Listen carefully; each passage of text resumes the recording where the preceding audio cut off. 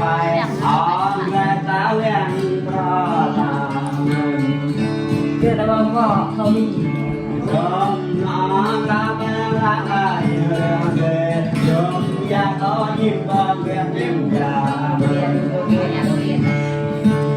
chạy cho bay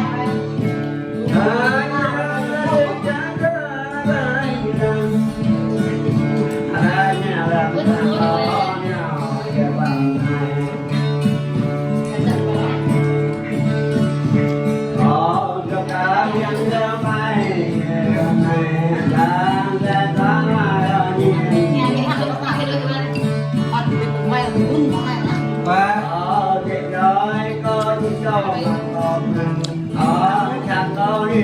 trong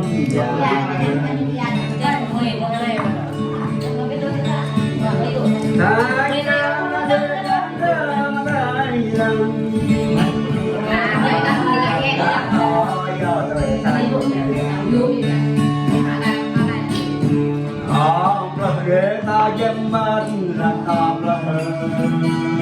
im lo lấy mang chân già mình ơi gần tôi của thằng em thằng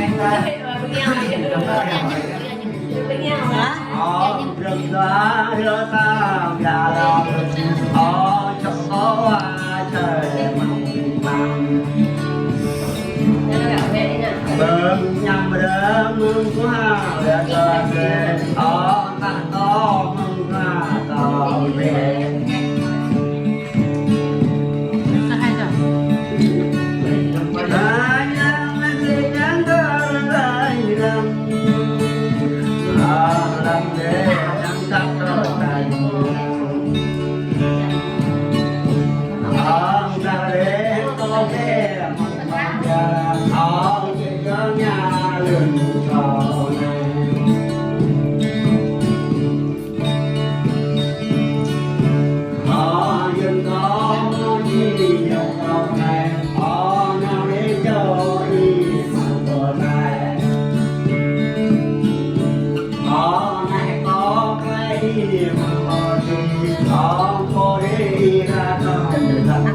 chẳng là lên là làm đâu à làm là bé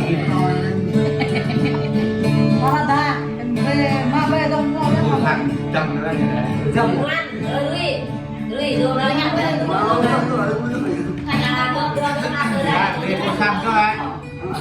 bỏ cái giỏ của một thằng dân đi thôi còn rất đẹp